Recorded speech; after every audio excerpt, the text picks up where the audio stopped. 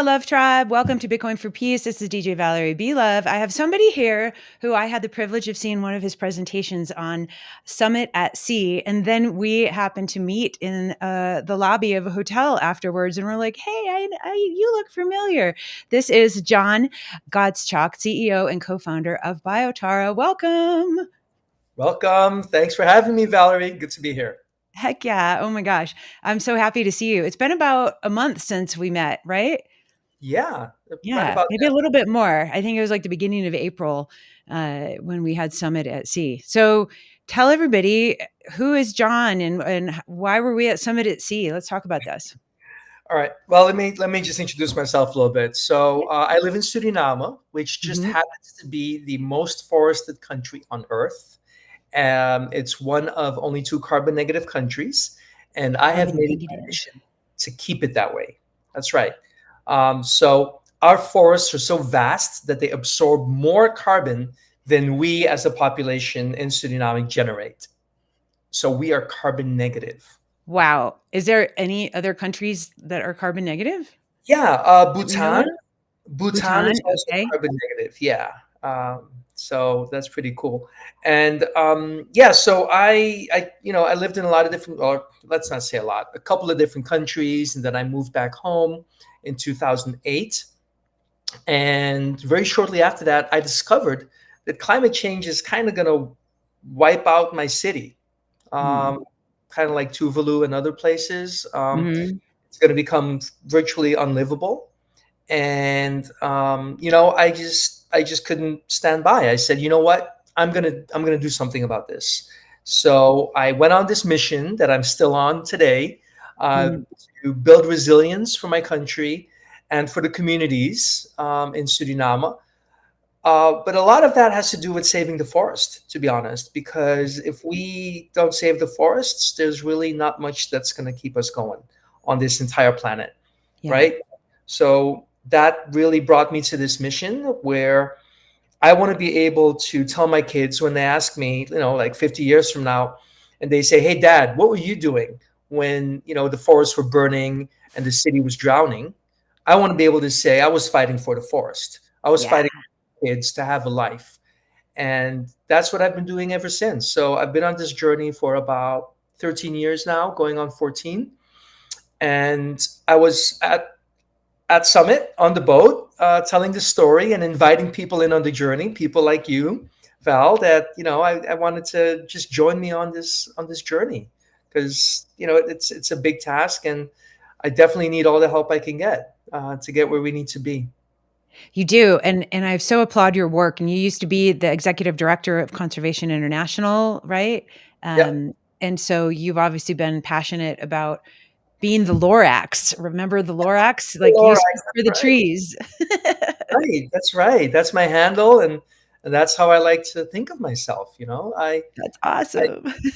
If you think about the story of the Lorax, though, right? I know, last time you saw it or read it, but it's so much, it's so recognizable, right? It's what we see happening around us. Yeah. People feel that they need all these things, and that drives this extractive and like destructive economy that we've built as mankind. And if we're close to chopping down the last one of those trees, so to speak, right?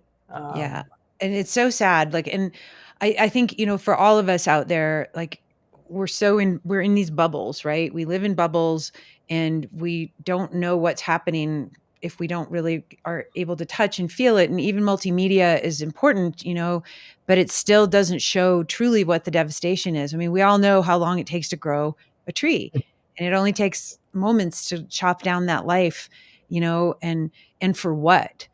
That's the question, And so I think it's very important that we keep these conversations going. And, you're talking about resilience. And so let's talk about where you're located and why, what the project is that you're working on right now with BioTara. You said BioTara because obviously you have, Yeah. I'm saying it like a girl from Detroit here. So, but let's talk about this and like how is this project going to be, supporting the local communities? How is it supporting the forest? And how is Bitcoin possibly going to be integrated into this solution? Yeah. Okay. So let me say right up front, I'm an economist, so I do look at things through a certain lens, right? I look at human behavior, certain lens, and human decision making specifically. Which is not to say that I believe in Homo economicus or anything like that, right? I think that concept's outdated, Mhm. but I do fundamentally believe that if we want to save our forests, if we want to keep trees standing, that we need to find ways for those trees and forests to be worth more alive than dead. Yeah. And that's not a hypothetical worth more. It's not a soft, mushy worth more. It's worth more in generative capacity, in regenerative capacity for people to make a living, to make a better life for themselves. And that means jobs.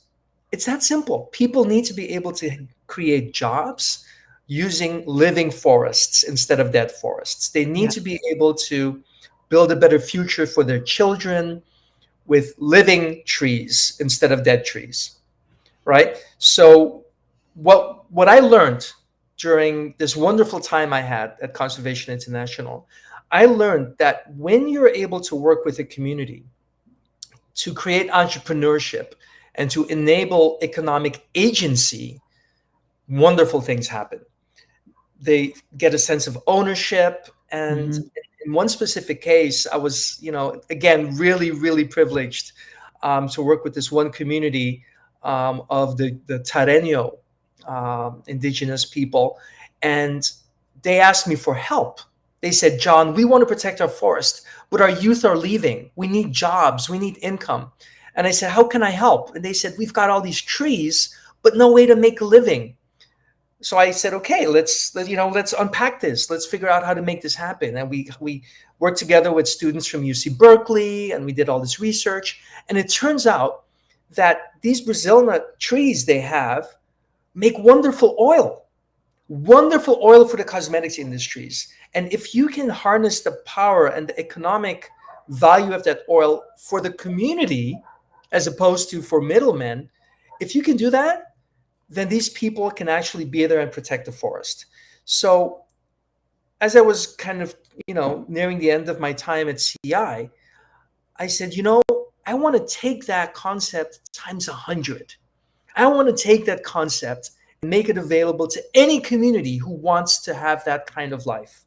So that's what BioTara is about. BioTara is about enabling communities that wish to have enterprise and that wish to develop supply chains for the cosmetics industries with oils and butters, and giving them the tools they need, giving them the resources in the form of education and training, technology like traceability software and certification, ensuring that they have access to finance so that they can own their own factories and processing plants, and making sure they get customers. All of this within a commercially viable model. So, what we do is not NGO work. We actually do business with these communities on an equal footing. We say, we are your partner, we are your service partner, where we offer the service of access to finance, access to technology, and access to markets. And should you wish to engage in this, then we will do everything within our power to make sure that every kilogram of oil or butter is sold even before it's produced. And that's our commitment. And with that, we then ensure that there's conservation taking place, restoration taking place, and that the money that comes in actually goes towards the benefit of the entire community. I love So, this. Keep yeah, going. Go ahead. Go, go, no, that's go. really it. Well, I mean, that's what we do, and it's multifaceted. It gets complex, but it's also super simple. There are trees there. Those trees have fruits. Those fruits have value. The people that live there deserve to benefit from that value. Let's make sure those people benefit, and those people will steward the forests. That's really the equation. And so how's it been going so far with the project? How are the folks in the communities responding? Are they feeling like, "Yay, finally not handouts, and now I get to have a hand," I get to learn how to fish instead of you just giving me the fish, right? The communities are loving it, right? So right now we're working with two communities in Suriname. We've got one in Brazil with whom we've already signed a regeneration pact. And we've got Hey. another one in Brazil that's lined up, eager to engage. So the communities are all in.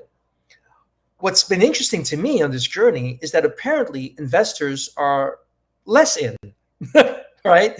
So apparently investors, as much as they say that they want to save the forests, I guess, they want to see revenue, right? And Yeah. I'm going to be really honest there. Like, I'm talking to all these so-called impact investors, and they're like, "Oh, it's amazing, but let me see some revenue first. Like, come back when you've got 100K in revenue. Come back when you've got a million in revenue. You know, which to me is interesting, right? Because we're trying to save the world. I think some of us, at least, and a lot of impact investors are saying not under conditions. Maybe that's the way to put it, right? They really want to see you have all this revenue, which is weird because I'm actually trying to build a system. Like, I'm saying, let's get the foundations right, let's get the formula right, and then let's start selling because we know the market's there. This is $1 billion. I mean, listen, cosmetics. What, we're going to stop using cosmetics tomorrow? I don't think so. And we know people love nature-based cosmetics, and that's growing. So we know it's a growing market. We know the market's there. So having investors kind of, coming back all the time and saying, yeah, but let's see you have revenue first. I'm doing what I can to make that happen. So now I'm kind of making oils and butters out of my garage. Um, but to me, that's not really how we're going to get things going. To me, Yeah. if you want to build these kinds of regenerative systems, you need to invest in the blueprint. You need to invest in the social safeguard and in the technology, and then you start really getting out there and going to market. That's my perception. But it's people. They're owners of their own money, of course. So if I want them to invest, I'm going to have to dance to their tune to some extent. So that's what I'm out here doing. I'm hustling to get customers, making oil and butters out of my out of my garage, while at the same time developing the technology for traceability that we need, and building the social safeguards. And is traceability like, let's talk about that, because for folks who don't really know what that is, like, can you help Yeah. people understand why traceability is important and what you see? Obviously, we Oh, talked yeah. about some regulation that is going to be requiring certain imports in different countries to have certain levels of clean Absolutely. supplies in their supply chain. Yeah, absolutely. So one of the main drivers to our analysis is the EU deforestation regulation. So Hmm. it's this rule that the EU made, and it's going into effect at the end of this year, that certain commodities need to be proven to come from a non-deforested area. So it's not enough to say it comes from a non-deforested area. You have to Hmm. show on the map.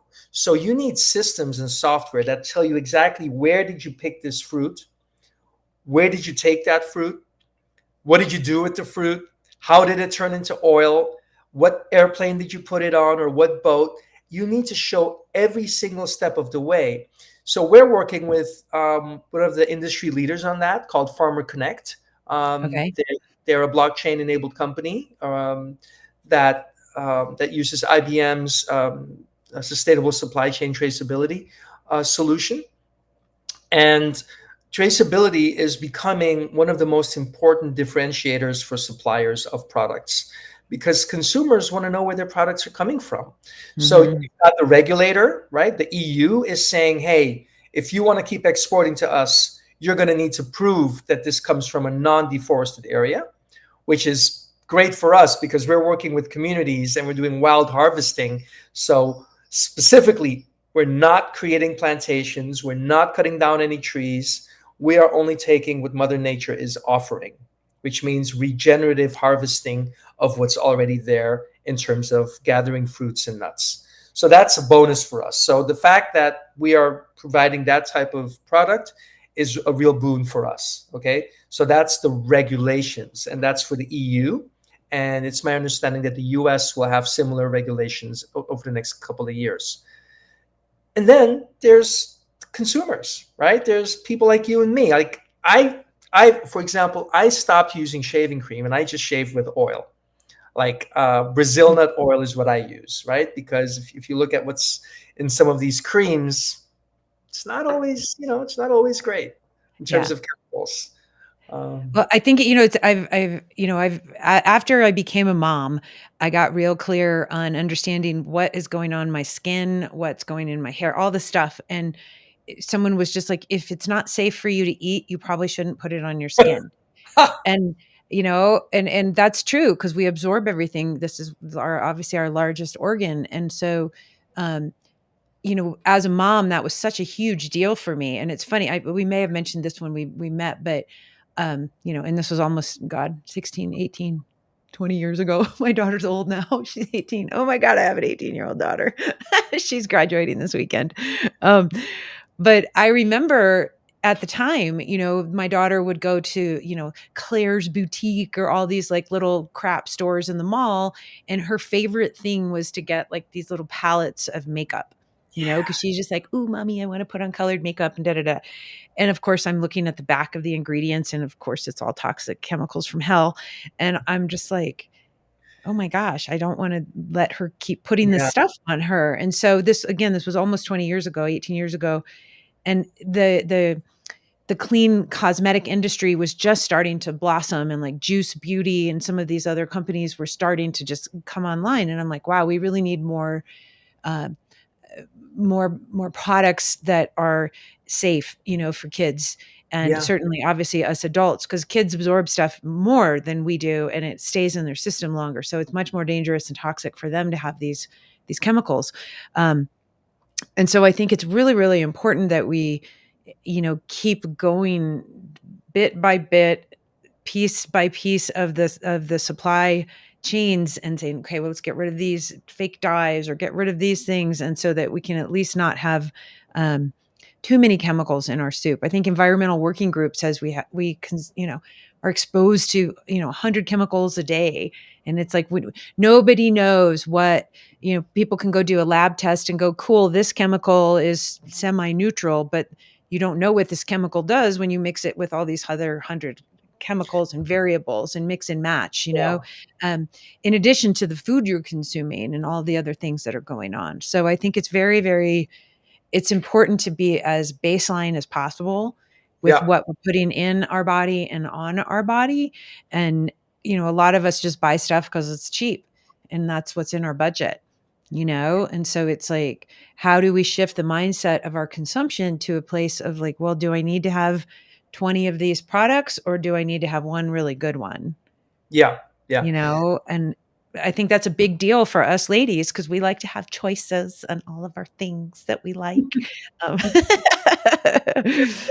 So you know what the thing is though, and this is maybe, maybe it's not true in all cases, but when we look at the supply chain that we're looking to restructure, right? Because really, essentially, what BioTara is saying is we're taking out all these middlemen, and yeah. we are enabling the communities to fulfill all those roles of those middlemen, right?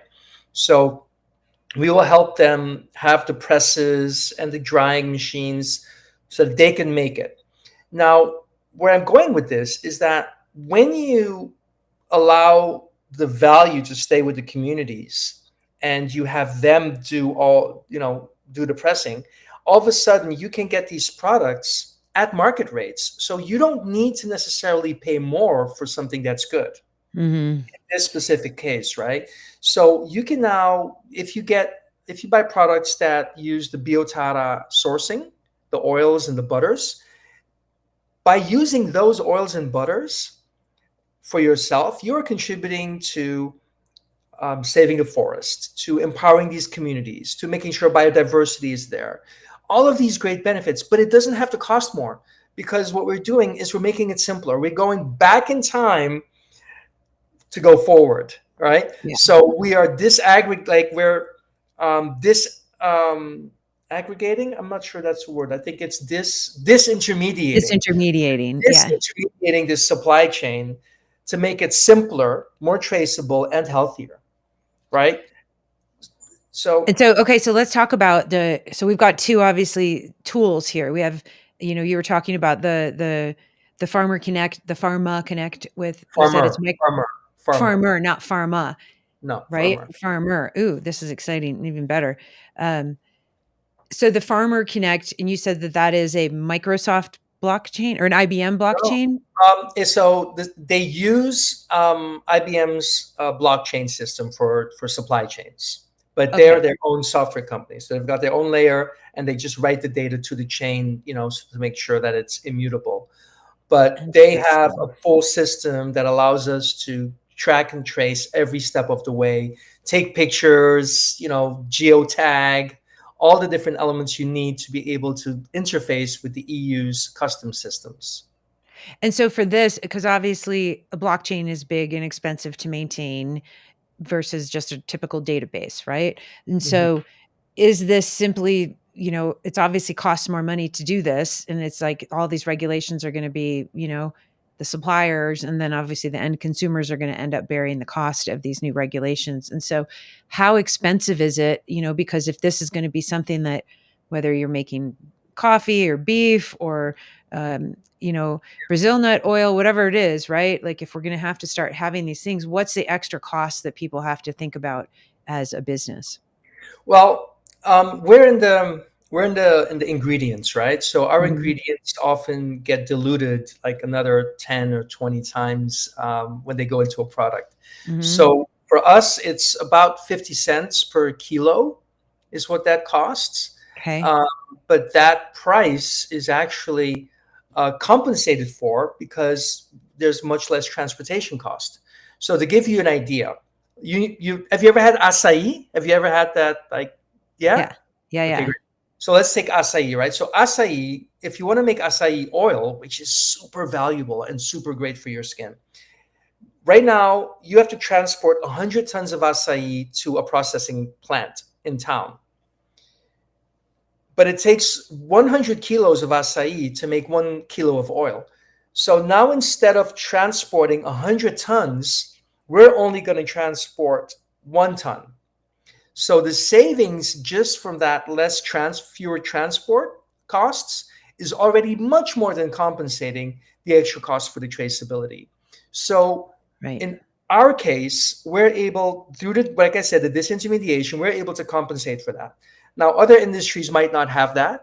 Mhm. Um, and I do think that paying for traceability is something that consumers are going to feel good about because you're going to be able to scan the QR code and see exactly where your product comes from. So Totally. you know where is your money going? Like, how are you voting with your wallet, right? Totally. I've seen this on, oh, is it Clover Dairy? There's some dairy company that, has like pictures of like, this is Farmer John's farm and Sally the cow and whatever. And so they're doing, know your farmer kind of thing because you're produced instead of just here's your blank label and big corporate something. So, and I always think about, I grew up, in the 70s, and I remember Sally Struthers would be on TV, and you would adopt a child in another country and you get to do a pen pal and you would get your monthly letter and whatever, for 30 cents a month, it's a cup of coffee, you can save a Yeah, child. I'm like, yay. um, yeah, so that connection though for me as a little girl felt like, yay, I'm having a connection with another human being. And of course, I'm sure it was just an adult in an office writing the letter, but whatever, I don't care. But hopefully there was something going to these children. yeah, Um, yeah. but now that we've got digital, magic, it's like, ooh, we could have something here, like, your QR code or anything. We can say, cool, these are the actual real farmers and the Right. folks who are in Suriname communities that are, you're supporting directly, and then they can give up to, so there's all sorts of fun ways for like relationship building, with the people who are supplying things to us. So are you guys Yeah, going to do that? Are we going to get absolutely. to do that? Yeah, so you can do so. Farmer Connect has this option, I think, even to what's they call thank my farmer. So you can go Yes, direct, dude. and you can even like give them some extra if you like. And that talks to a little bit what we were talking about. When we met in the lobby and later on as we were hanging out, is we are thinking about a fully transparent value distribution system. So that means that when people that harvest the fruits get paid, we are looking at a digital wallet. to be able to do that. When Mhm. the value comes into the community, we're thinking about using some form of a digital wallet, which could be crypto based, it could be Bitcoin based, and that would then be distributed from there on out, so that we have the transparency, we have the accountability, and of course we have the security of value, that that it doesn't depreciate by the time they get their money. So one of the things we're really looking at here is how do we design or select the right type of wallet. And we're talking to some folks, and we're test driving a few of them to see which is the best fit. Because an important part when you build up these types of economies in these communities is that the money goes towards something that helps the community instead of breaks it down. Which Yeah. is why an important part of our work is to have a community development plan in place, as well as an investment plan in place, so that once people start earning money, nobody has to wonder what to do with the money, right? Nobody's like, oh, should I buy a car with this, or should I? No, it's for the hospital, or it's for the university, or it's for scholarships, or it's for improved medical services, or childcare, or elderly care, or daycare. So all of these things are decided before we even start building the plant, right? So that people know where the money is going to go. And we want to make sure we can see the money flow, which is Yeah. why we're looking at digital wallets for value distribution. Yeah, it's super important, and I think too, eh, we have to be ultra careful of any kind of digital wallet, crypto, Bitcoin, whatever it is. Obviously, I'm a hardcore Bitcoiner maxi, um, because we do not want anything that's gonna look like airline points, that's going to people who are already struggling financially, um, and obviously, I think Bitcoin is the ultimate tool for, financial savings, for medium of exchange, etcetera, and so it's something that I think is gonna be in high demand as we go forward because, think about it, and this was something that I ran into a woman. She has a nonprofit, and I think she has projects in 60 countries. Well, And this was, a few months back in Costa Rica, and she's got $100 million fund and nonprofit, da da da da. And I was just like, well, how are you paying all your people with these, and they're all conservation projects. And I'm like, how are you paying your boots on the ground people? She's like, oh, I got to wire the money to the local people, and then they have to convert it, and it takes 2 weeks, and then we have to pay the exchange fees, and blah blah blah. Blah. And I was just like, and I'm like, well, what about Bitcoin? I'm like, why don't you pay these 60 countries in one currency? Um, and then, but it doesn't work if you're just like, yeah, I'm going to send people Bitcoin. It's like sending them airline points if they don't know what the heck to do with it and they can't go spend it.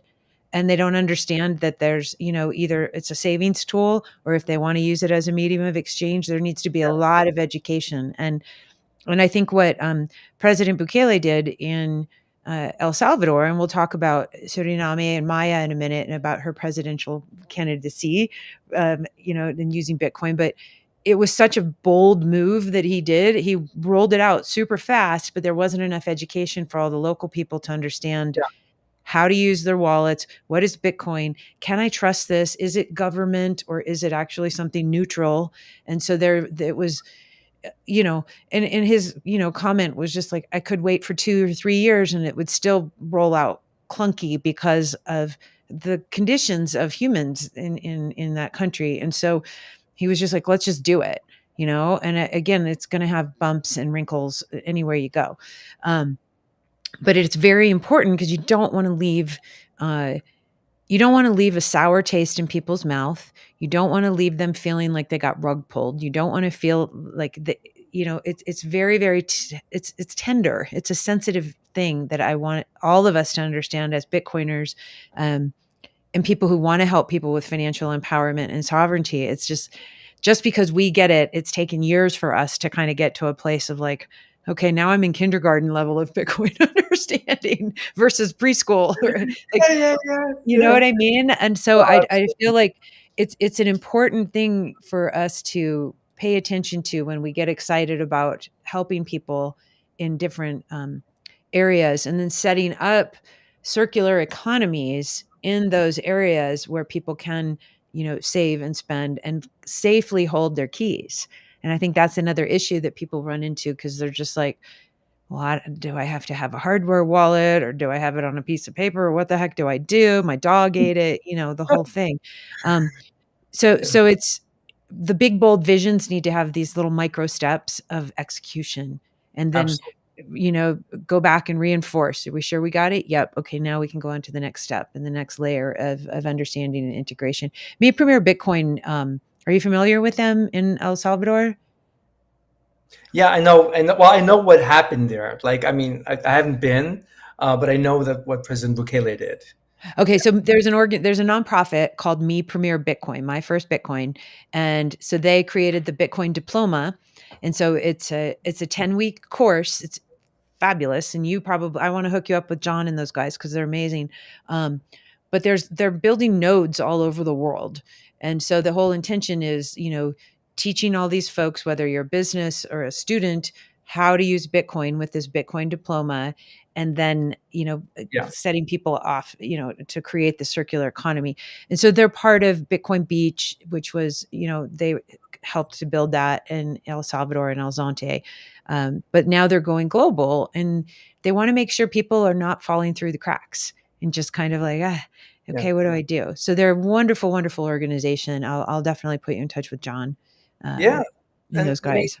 what you said is right, Val. I mean, to us, it's not about that it has to be Bitcoin necessarily, or it has to be crypto based, but it does have to be transparent and traceable, and it has to be something that is also easy for people to understand and use, and also exit the system, right? So, for example, we talk about on and off ramps, but in very practical terms, you know, let's say I'm working with a community and everybody in the community is in, right? But if they can't go outside the community to buy, I don't know, fuel for their car or to pay school fees or book fees in town, then that doesn't work. That's why, for example, in Brazil, where we're also working, we're really excited because they've got Pix, right? So in Brazil, Pix is this digital wallet that just about everybody in the country has. It's really quite amazing.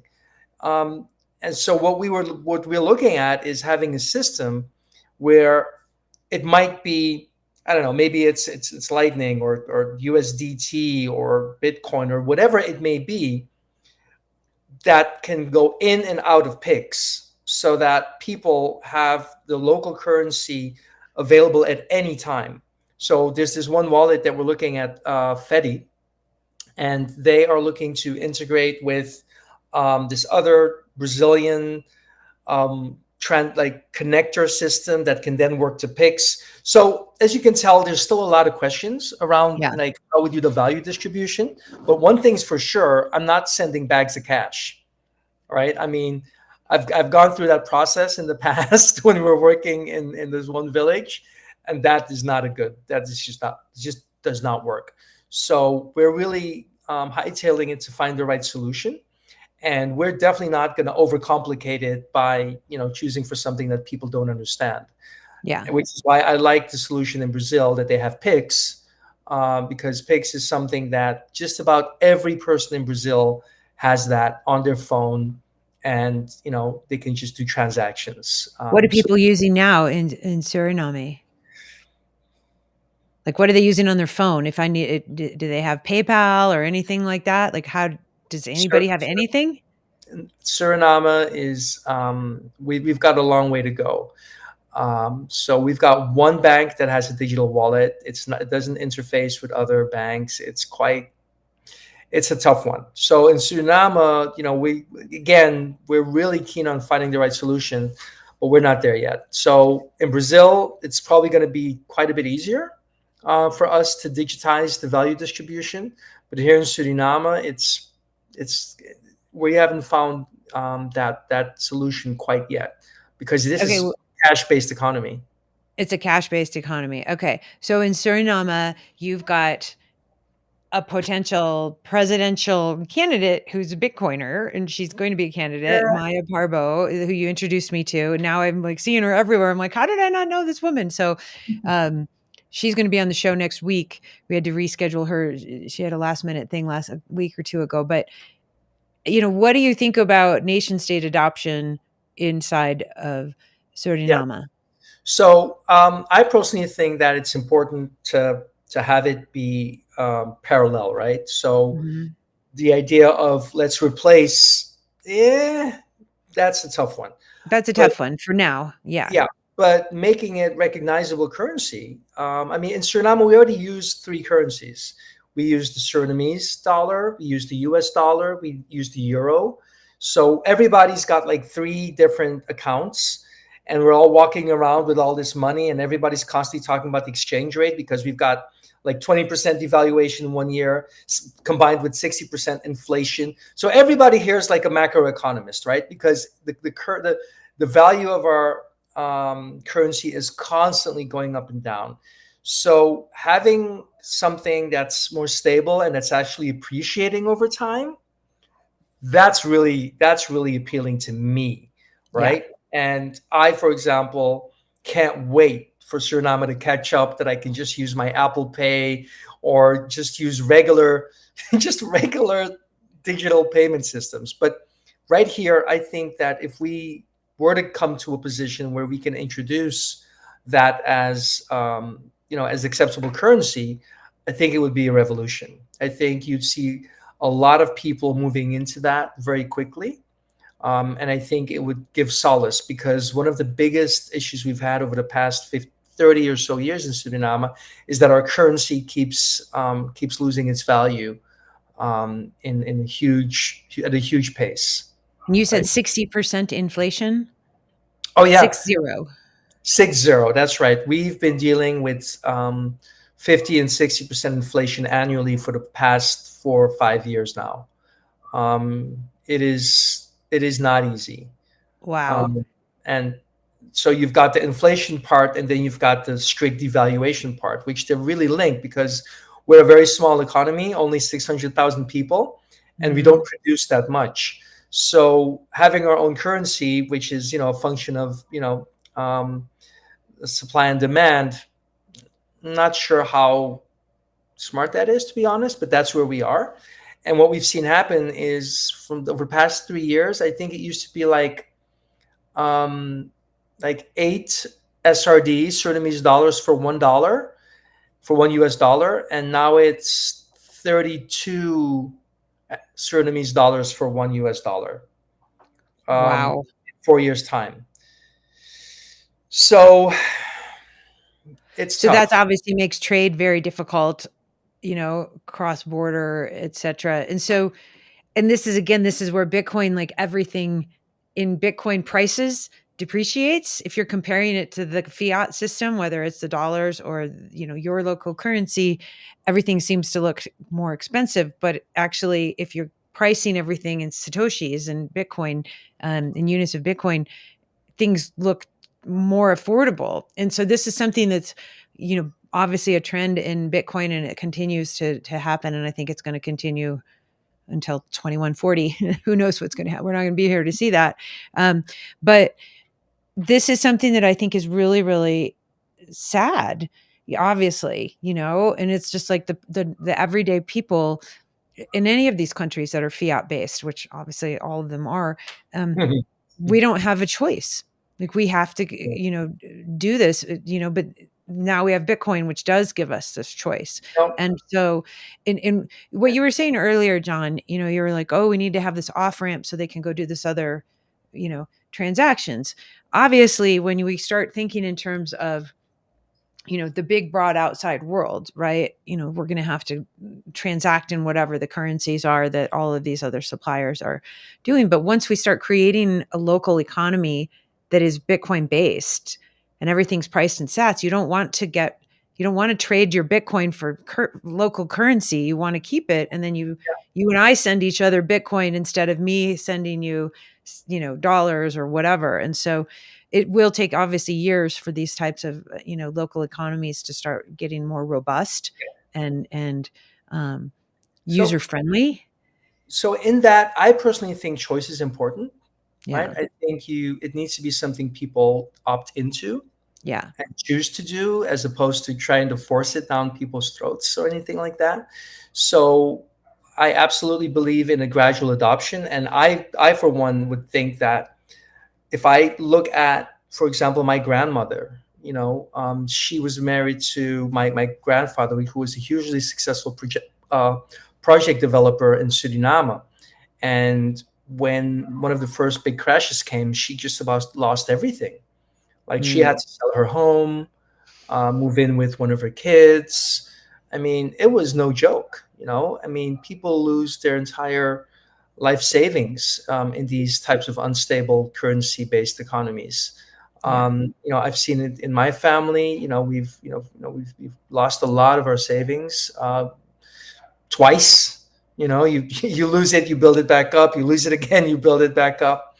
Um, so I think in a country like Suriname, the idea of an actually stable currency or coin, I think people would embrace it.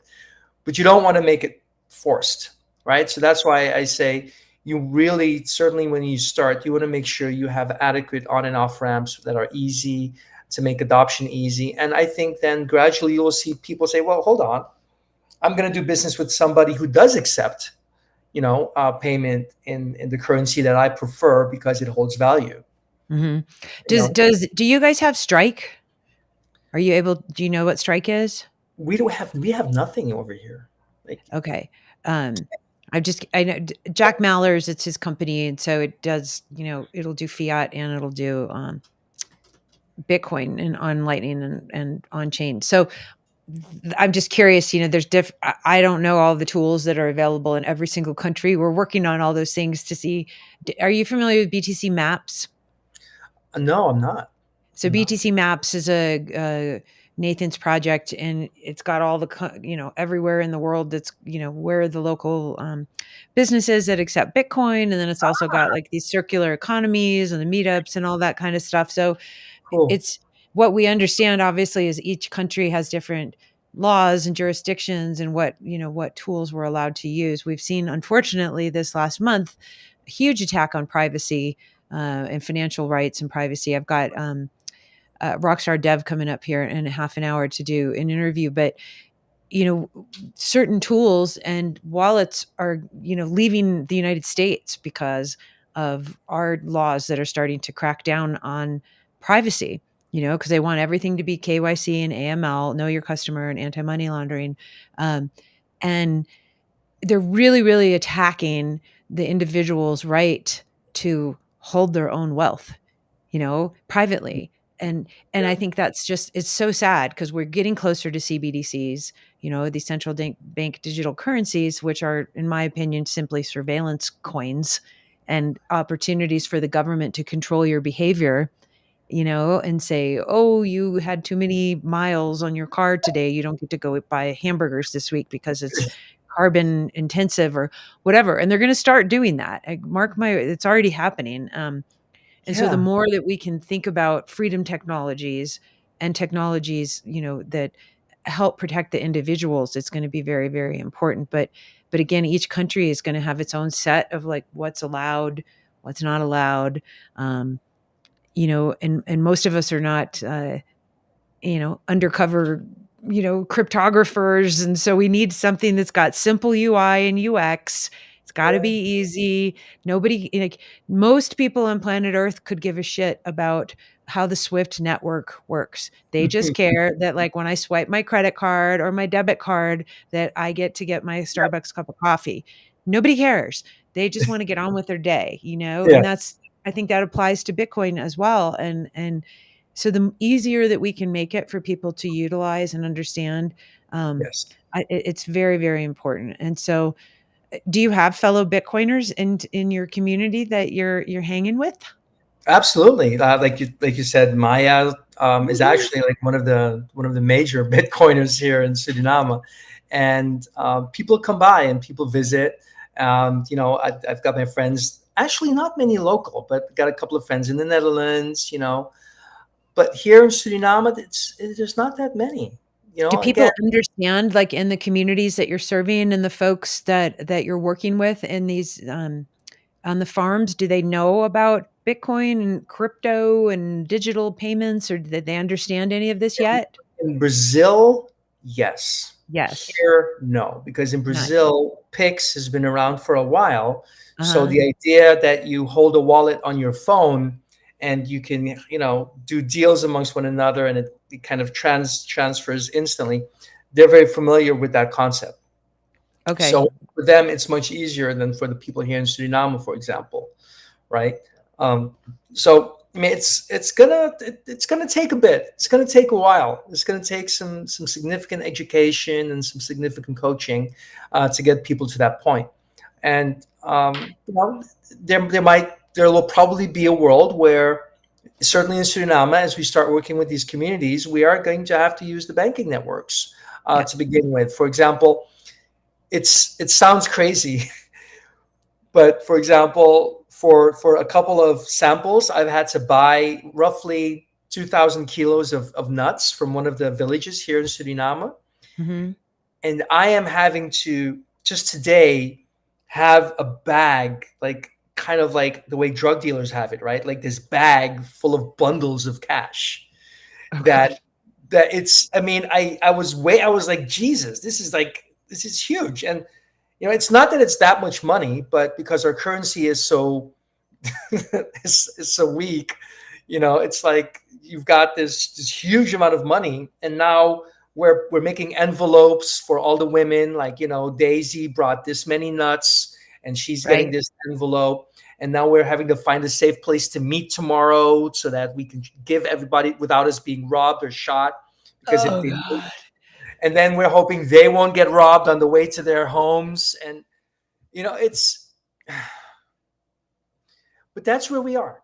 I mean, that's where we are right now in Suriname. We are in a place where, a lot of people are unbanked and unbankable because of the Hmm. KYC what you just described, right? So a lot of people that are just hardworking folks can't even get bank accounts. And Um, what's the limitation for them getting a bank account? Oh, well, for example, first for an account, you need to, let's say, even have gainful employment. Like, what's gainful employment if you live in the forest, right? There's no companies. So Right. then a lot of them can't get a letter because their work is taking care of their family. It's fishing, it's planting, it's hunting. Does that mean there's no value? No, that's not what it means. I mean, and then Hmm. they can sell some of those things or services, so they get money. But then because they're not working for a formal employer, they can't get the documentation they need to go and open a bank account. So they have to walk around with the money, and then maybe they get robbed or they lose it or Oh my whatnot. God. So you have to have gainful employment just to open up a bank account. You can't just say, Grandma gave me $50 for my birthday. I want to go open up a bank account and give it to you. You have to have a letter of employment. Wow. That's It is. crazy. It gets crazy over here, Valerie. And so the banking system has challenged, which is why I said when we're building this, and we're going to build hundreds of millions of dollar company. I don't want all that money to be going into this banking system that I think is defunct, right? Totally. I It's want, so even though it's going to be hard, we're going to do it. Like, we're going to find the right system. It's going to be, configurable in the language that the people speak. And these community members are, they might not be as educated as some of the folks, but that doesn't mean they're less intelligent. And they are whip smart, because if they can survive in these jungles, believe me, they know how to handle a wallet. And most of them have like Facebook accounts, and they have WhatsApp, and they have internet. So we've Do got the most people basic have a literacy. phone? Do most Yes. folks have a phone? Suriname has one of the highest phone penetrations like in the world. Like, we Yes. have like 1.7 phones per person or something. Wow. Smartphones. Yeah, like Facebook accounts. So people are familiar with a lot of the building blocks, right? So they all have internet, not all, but many of them have internet. Many of them have been working with Facebook communities and WhatsApp for a very long time now. Mhm. So I don't see this being a multi-year process for them to transition to a wallet. Mhm. Will that mean that they understand all the building blocks of, like units of transfer, whether or not we're using Lightning or Tether or Bitcoin or whatever? Maybe not, right? Most likely not. But it could still be a wallet system that gives them stability and exchangeability, together with the traceability and the transparency, Yeah. right? So Well, and this is a point I wanna share, or just kind of pick apart. We've only got about 7 more minutes here, but this is something that I've talked with Troy Cross and some other people who are in the environmental space who are geniuses, because we were talking about this um, with the supply chain and with the traceability. Does it need to be on the same blockchain as the monetary units? It Mm, does not. And mm, and that's the important part that I think we need to always, go deeper and understand, because this is where a lot of the marketers of the crypto, and they go, look, we're going to have, Panda Bear token or whatever, and use our, Brazil nut tokens, da da da da. Um, it's like, you don't need to have both of the data stored plus the unit of, the monetary part on the same thing. And so this is why, again, Bitcoin as the monetary layer, and then if you do need that traceability, you can have it, of course, in these robust other blockchains. But um, that's, to me, something that's very important. I think that we need to keep yeah. having conversations about with people, so that we're not accidentally, again, giving people, because we got marketed to, like, use my blockchain, and oh, by the way, it's got this great token, and then you send it over to all of these wonderful farmers in Suriname, and then they can't do anything with it because nobody wants panda bear tokens or whatever. And so this is why I think we need to keep bringing people Yeah. together to Yeah. understand, how do we Yes. solve for both of these problems, and Yes. it doesn't have to be on the same thing. No, you're So absolutely right. So I think well, first off, the traceability definitely doesn't need that. What I yeah. do think you need is you do need interface and you need feedback. So if in the chain we know, like if in the Farmer Connect system we know that Farmer Joe brought 50 kilos, Mhm. then we need to make sure that that 50 kilos and the monetary value that that represents does get paid, and that it's reported back as he actually received it, right? Now, whether or not that is then an interface to another wallet that has, again, Mm. I'm not, you know, I mean, I love the Bitcoin vision, but I'm not saying that it has to be Bitcoin, right? It has to be something that can work for people. And again, whether or not that's some other type of stable coin or whatever, it has to be something that they can use, and that for the near term at least, or maybe the midterm, that they can step out of without losing value. They need to be able to exit the ecosystem without, they can't feel trapped, like you don't want people to feel trapped. No, never, and you don't want them to feel like, "Oh gosh, I'm subject to this crazy volatility." If they wanna get out right away and have something more stable, in their eyes, Yeah, it's very, very important. And so this is, like I said, this is a delicate situation to navigate with, communities particularly that are already vulnerable, you know? absolutely. Absolutely. So Yeah. that's why I'm saying, like, for now, I'm walking around with bags of cash. Yeah, And dude, we gotta get that. No, no more bags of cash. We gotta help you walk around with things that are more oh, transportable and yeah, I durable know, still. I I know, I wanna know. put you in touch with, do you know Carol Souza from Area Bitcoin in Brazil? Have you heard of her? She's got, so, No. I don't know, she's gonna be on the summit, yeah, and I'm gonna plug the summit in a second, but, I think they've got, like, over 100,000 folks in their community, but they're educators, and they help educate Brazil about Bitcoin, and they've got, like, killer, Oh, cool. stuff, so they might be an interesting, Oh, I'm going to Brazil on Saturday. oh, If she's in okay. Sao Paulo or Brasilia, we could connect because I'm Oh going my there. god. Okay, I'm gonna, here's my sticky notes. I gotta, like, write my note to self. Carol plus John. I'm gonna connect you guys. All Um, right. um, yeah, she's gonna actually be here. I'm gonna plug this super quick. Where are we? Do we have it? I don't even know. Peaceful money, peaceful world. I don't know where the heck I put it. Bitcoin. Oh, here we go. Bitcoin for peace. I have so many little subtitles. So next Saturday, we're doing we're doing the Creator Summit, and it's a virtual summit. And so the whole point is we're going to have over 40 speakers and panelists talking about how to utilize Bitcoin if you're a creator. So it doesn't matter if you're, um, an artist, a podcaster, a musician, a documentarian, a writer, whatever, an educator. We want to bring different people together to help them understand how Bitcoin can help them grow their community, how to store Bitcoin safely, how to have proper messaging for your, unique customer avatars and audience and whatnot, and how do you get sponsorship? How do you, all that kind of stuff. But Carol is going to be presenting on community building and education. And so I'd love to put you guys in touch. And I'd love to she's be in touch. yeah, Yeah. she's amazing. I got to meet her in person finally in Madeira, where we were at Bitcoin Atlantis, which was super cool.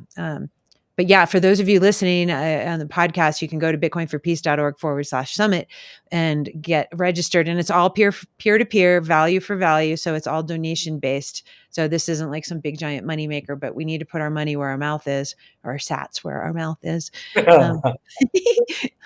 Um, and yeah, it's going to be really, really cool, but it's going to be probably it's gearing up to be almost an 8-hour day, like of programming and awesome people and presentations and hands-on workshops and Q&A from the audience. And then we'll have recordings. So it's going to be really, really, really cool. I'm excited. But John, okay. So where can everybody find you? We'll tell everybody what's up. Yeah, BioTara.earth, Biodata.earth. Woo. find us right there, and reach out. Of course, we're on LinkedIn and all that stuff. So you can find us there as well. You can also find me at johng.earth.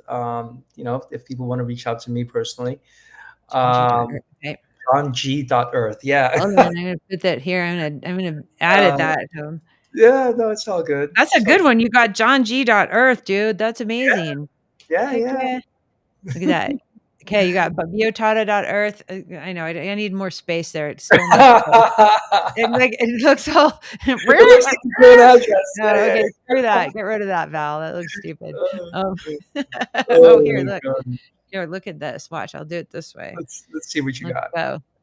Yay, johng.earth. All There right, there there's you go. another one.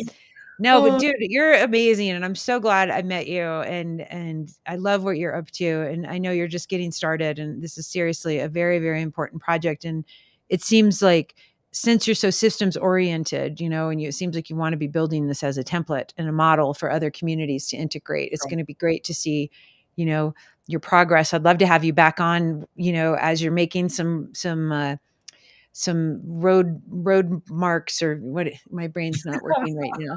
You know, when you're as we making hit some milestones, milestone, I know it's something with a road and milestone. milestones. Listen, There you go. All Valerie, right. this is going to happen. This is Yeah. going to happen. It might take a bit longer than I thought because you gotta do what you gotta do, but this is going to happen. It's the right Yeah. thing to do. Value needs to stay with the communities. We need to Yeah. save its forests. So this is going to happen. You know, And I, um, and I love what you said, John, too. Just it's like people don't understand. It's like, how do you make the forest worth more alive than dead? And I think people really need to start shifting gears, and because we're in such a short term, like what's the next quarterly report look like for investors? Um, yeah, we have to get into a 30, 50, 100 year plan. If you have kids, if you have grandkids, if you think you want earth to be here, like you can't just look at what are my quarterlies look like, no, and so shifting investor sentiment and shifting the way that we operate, I think is going to be ultra important. And so it'd be nice if we did it voluntarily, but it seems like we're going to have to be combining it with some legislation around the world, like what the EU is doing with the supply yeah, chain. So that's yeah. cool. Well, I think it's and this. I don't know if you've read Ministry for the Future, but it's really No. about the carrot and the stick, right? Mm, It's about having both. It's about having countries, regulators having the stick, and it's about us consumers offering the carrot by saying, hey, we are willing to pay for this. We are willing to pay for something that's good for the planet. And a yeah. lot of research is already showing that people are willing to pay a little bit more, maybe not a whole lot more, but a little bit more if they know it's good for the planet. Yeah. So let's make sure that manufacturers hear it and companies hear it, and let's vote with our wallets, as they say, right? Let's make these types of enterprises that are aligned with nature and aligned with human rights. Let's make sure that they get our business, right? Totally. Yeah, it's so important. And I think the more that we, you know, keep fine tuning our messaging and our ability to connect with the audiences and help them understand, you know, this choice goes over here and it's going to lead to this road.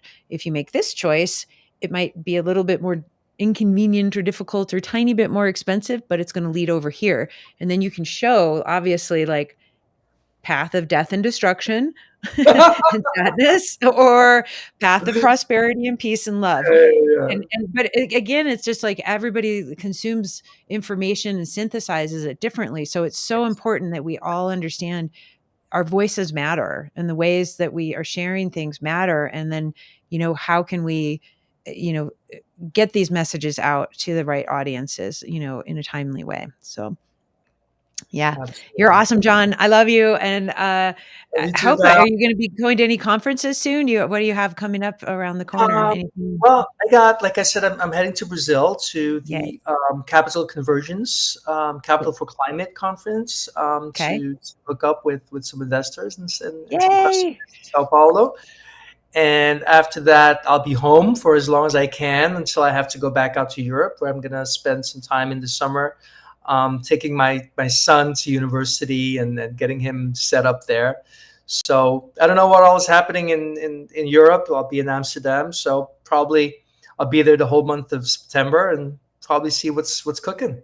Right on. Very cool. Well, hopefully I'll get to see you in person again at some point, somewhere on our beautiful planet Earth. But I'll make sure I get you in touch with Carol. It might be at the NYC Summit Sunset event on June 9th, in case Ooh. you're hanging out in New York anytime. I I'm might be not there. planning on New York right now, but you never know. Anything happens in this world of ours. So, So it is.